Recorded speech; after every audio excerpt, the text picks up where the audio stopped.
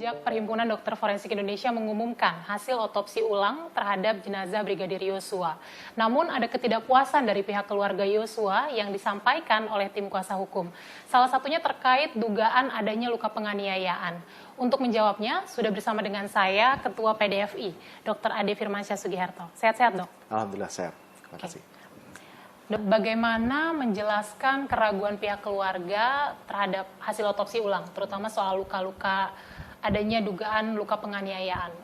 Kuasa hukum sempat mengatakan ada luka di lipatan kaki, kemudian di belakang telinga, terus ada luka memar di bagian perut. Bagaimana dokter menjelaskan? Ya, jadi yang pertama-tama harus kami sampaikan bahwa pada saat kami melakukan otopsi itu kami diawasi oleh Komnas HAM, oleh Kompolnas juga. Semua melihat dan mendengarkan apa yang kami kerjakan di dalam ruang otopsi tersebut. Nah, setelah kami lakukan pemeriksaan dan tentunya juga sudah kami sampaikan apa yang menjadi hasil pemeriksaan pada saat otopsi itu kepada perwakilan keluarga. Namun untuk memastikan dan memperjelas hasil pemeriksaan, itu kami sudah sampaikan juga bahwa itu akan kita lakukan pemeriksaan lagi dengan pemeriksaan mikroskopik, serta kami juga akan review dari catatan dan foto-foto yang sudah kami periksa. Setelah itu kemudian kita analisa lagi, ini luka ini akibat apa dan segala macamnya. Nah, di sini memang ada perbedaan istilah ya, atau perbedaan pengertian antara kami di kedokteran forensik dengan di bidang hukum. Secara keilmuan kami itu memeriksa luka, menentukan jenis kekerasan penyebabnya, bukanlah mengatakan ada atau tidaknya penganiayaan. Seperti bisa ditengok kembali, mungkin ditilik kembali di dalam rekaman kami pada saat press release, saya sekalipun tidak pernah mengatakan tidak ada penyiksaan ataupun tidak ada penganiayaan. Kenapa demikian? Karena saya harus menyampaikan apa yang berada di dalam kompetensi kami, ya, bahwa kami sebagai dokter forensik menyampaikan lukanya dan jenis kekerasan penyebabnya. Jadi mohon hal ini bisa dimengerti. Ketika kita mengatakan penganiayaan, itu secara hukum di Kitab Undang-Undang Hukum Pidana dikatakan sebagai dengan sengaja merusak kesehatan. Nah, sedangkan kami sebagai dokter forensik yang kami lihat adalah jenazahnya. Maka kami melihat adanya rusaknya kesehatan itu sendiri. Lukanya apa, dan kemudian kami menganalisa dan kami menentukan jenis kekerasan penyebabnya. Namun kesengajaan tadi itu tentunya tidak mungkin kami lihat dari pemeriksaan kami, karena itu adalah suatu proses, ya, dari bagaimana proses kejadian itu berlangsung. Nah, itu kan yang tentunya itu pasti membutuhkan pemeriksaan olah TKP, pemeriksaan saksi-saksi, dan itu tentunya adalah istilah hukumnya. Nah, itu yang memang seharusnya bisa dipahami oleh masyarakat, bahwa kami tidak mungkin mengatakan sesuatu yang di luar kompetensi kami. Nah, makanya kami hanya menyampaikan lukanya apa dan jenis kekerasan penyebabnya. Jadi tetap yakin bahwa yang ada adalah kekerasan akibat senjata api, tidak ada kekerasan lain dari benda tumpul atau lain sebagainya. Benar, semua setelah kami lakukan pemeriksaan waktu otopsi, kemudian kita review semua catatan kami, foto-foto, serta gambaran mikroskopik, kami yakin bahwa memang luka-luka yang ada itu hanya diakibatkan oleh kekerasan senjata api. Saya harus tegaskan, berarti luka yang ditemukan keluarga ketika buka jenazah itu kan keluarga menemukan berbagai luka. Itu apakah luka pasca kematian atau seperti apa? Karena kan untuk awam butuh dijelaskan begitu ya, luka-luka yang terlihat di tubuh secara fisik. Baik, luka itu kalau kita lihat ya, memang kalau saya lihat pada saat kami melakukan otopsi, tampak ada beberapa tanda-tanda pasca otopsi, ya.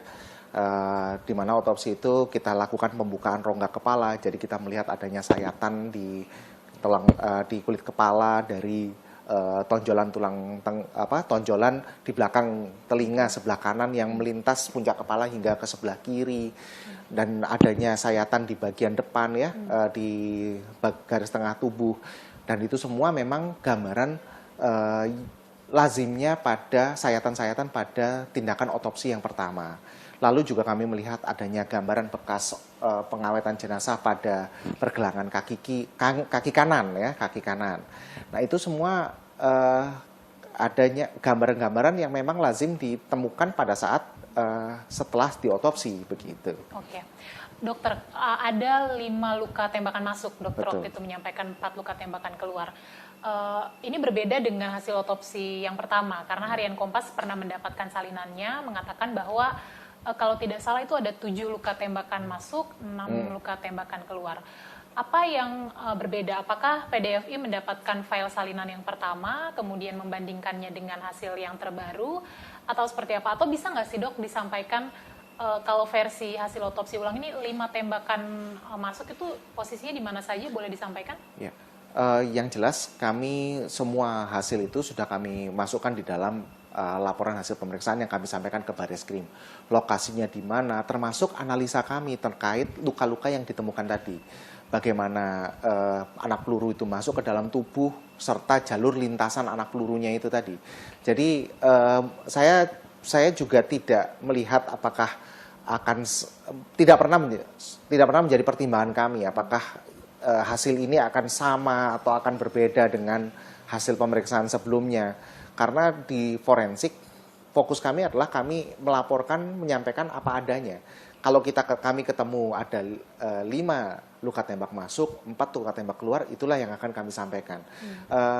Nanti tentunya kita akan lihat di dalam persidangan akan kami sampaikan bagaimana anak peluru itu masuk, kemudian jalur lintasannya kemana, serta secara kedokteran forensik kita akan jelaskan bagaimana anak peluru itu mengalami deviasi di dalam tubuh, mengalami perubahan arah dan lain sebagainya.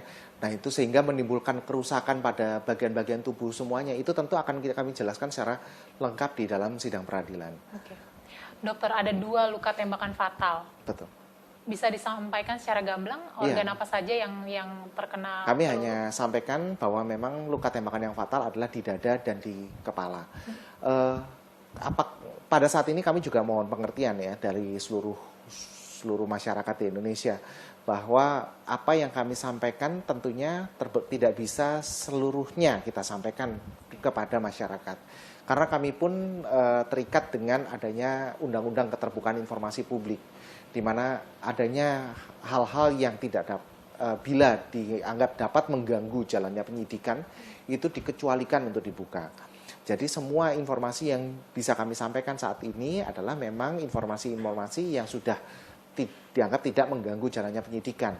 Namun tetap kami harus sampaikan, kenapa? Karena kami pun menyadari bahwa masyarakat pun membutuhkan informasi yang terkait kasus ini. Namun ya memang kami mohon harap masyarakat juga bersabar untuk bisa mengikuti kasus ini, dan nanti pun juga akan kami sampaikan secara gamblang, detil di sidang peradilan. Termasuk bagaimana kami sampai pada kesimpulan kenapa kekerasan di daerah tersebut bisa menimbulkan kematian di dada maupun di kepala tadi. Prosesnya akan disampaikan detail di persidangan. Tapi Pasti. dok, saya ingin tahu juga hasil otopsi ini bisa menggambarkan tidak sih dok posisi Yosua ketika ditembak? Karena saya mau relevansikan pada pengakuan kuasa hukum Eliezer ya, kan sempat juga menggambarkan posisi ketika dieksekusi seperti apa. Nah, apakah tim forensik ini bisa mendapatkan gambaran begitu ketika Yosua ditembak dari hasil otopsi? Jadi kalau dari kami adalah kami melihat bagaimana masuknya anak peluru ya. Kami tidak bisa melihat prosesnya. Misalnya contohnya nih, apakah ketika dilakukan penembakan posisinya dia sedang tiduran, sedang berdiri, sedang duduk, itu tentu akan berbeda. Tidak sampai ke sana ya, tapi kita akan melihat bagaimana arah masuknya anak peluru ini. Tentu nanti hasil ini akan dikorelasikan oleh penyidik, oleh aparat penegak hukum lainnya, dikorelasikan dengan apa? Dengan temuan TKP, dengan pernyataan saksi-saksi, sehingga klop gitu ya. Jadi bukan berarti terus kami menjadi satu-satunya yang bisa menentukan bahwa ini kondisinya, misalnya contohnya orang ditembak dengan posisi duduk, dengan posisi berdiri, itu akan menimbulkan gambaran yang sama. Karena kita hanya melihat bagaimana masuknya anak peluru ke dalam tubuh tersebut. Nggak akan tidak memberikan gambaran yang berbeda gitu. Oke. Karena kan ada luka di jari itu kan dok. Nah itu publik tuh penasaran apakah posisinya melindungi bagian dada yang ditembak fatal ataukah memang di belakang kepala. Ya. Itu bisa terjelaskan tidak nanti di pengadilan? Ya, pasti terjelaskan. Itu masuk dalam analisa kami bagaimana ketika anak peluru itu masuk ke dalam tubuh, jalur lintasannya seperti apa, dan mengenai bagian-bagian tubuh mana saja itu sudah kami sampaikan di dalam laporan kami secara lengkap. Dan itu pasti nanti akan kami sampaikan di sidang pengadilan. Oke. Selanjutnya dok, ada temuan bubuk mesiu di tubuh korban? Oh, saya rasa itu pada saat otopsi ulang sudah tidak bisa. Ya, karena kan sudah sekian puluh hari, dan kemudian pasti jenazah juga sudah dimandikan, sudah dibersihkan, dan sudah masuk dan sudah mengalami pembusukan, itu pasti sudah tidak ketemu. Tapi itu mungkin bisa ditanyakan kepada teman-teman yang melakukan otopsi pertama ataupun dari puslapor. Ya. Oke. Berarti tidak ditemukan ya pada saat otopsi ulang? Sudah tidak menjadi fokus pemeriksaan kami lagi bubuk mesiu, karena sudah pasti tidak ada. Tidak menjadi standar untuk melakukan pemeriksaan bubuk mesiu setelah sekian hari. Dokter, selanjutnya, kuasa hukum keluarga Brigadir Yosua kencang mengatakan bahwa PDFI tidak independen karena buktinya adalah salinan otopsinya tidak pernah diberikan kepada pihak keluarga, tidak disampaikan kepada pihak kuasa hukum. Padahal yang meminta otopsi ulang adalah pihak keluarga. Dan informasinya ketika otopsi ulang mau dilakukan, itu keluarga sempat disampaikan akan diberitahu hasilnya nanti akan seperti apa. Bagaimana tanggapan PDFI? Ya. Hasil pemeriksaan ini, otopsi ini diminta oleh Bareskrim. Jadi otopsi ini otopsi pro justisia. Jadi hasil yang kami dapatkan pasti akan kita sampaikan kepada penyidik yang meminta, yaitu Bareskrim.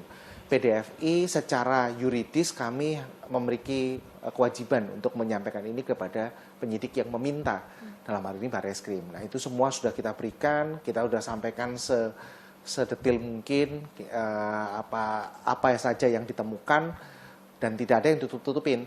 Dan independensi kami ini ditampak dari sejak awal proses kami melakukan otopsi. Kita diawasi oleh Kompolnas, kita diawasi oleh Komnas HAM, dan bahkan di luar kebiasaan ada perwakilan keluarga yang ikut melihat, ikut hadir di dalam ruang otopsi. Itu bentuk transparansi kami. Nah, namun memang apa yang setelah kita dapatkan dari ruang otopsi itu kan tentunya tidak bisa langsung menjadi hasil ya. Tentu harus dianalisa, direview sesuai keilmuan kedokteran forensik. Termasuk kita mereview juga hasil pemeriksaan penunjang. Nah, setelah itu baru hasilnya ini kita berikan kepada penyidik. Jadi di situ kewajiban kami secara yuridis adalah memberikan kepada penyidik. Oke, secara yuridis kewajibannya menyerahkan kepada penyidik. Tetapi lazim tidak sih dok, ada kasus misalnya memang hasil otopsi itu diserahkan kepada kuasa hukum korban atau pihak keluarga, lazim tidak? Tidak pernah. Tidak pernah. Tidak ya? pernah. Jadi kalaupun nanti kuasa hukum minta secara formal kepada PDFI, akan seperti apa alurnya? Tidak gini. Hasil pemeriksaan itu pasti akan kita berikan kepada penyidik yang meminta. Dan nanti kalau memang membutuhkan informasi, apakah ini mungkin secara detail bisa diminta kepada penyidik. Oke, baik. Terima kasih dok. Sekarang yakin posisinya sudah on the track ya dokter ya. Siap, terima kasih Ketua PDFI Dr. Ade Firmansyah Sugiharto sudah meluangkan waktunya untuk wawancara khusus bersama dengan Kompas TV. Kita harapkan hasil otopsi ulang terhadap Brigadir Yosua ini betul-betul independen dan kemudian juga bisa dipertanggungjawabkan secara ilmiah untuk kemudian juga bisa menjadi bukti yang sahih di pengadilan. Dian Silitonga, Bimo Wicaksana, Kompas TV, Jakarta.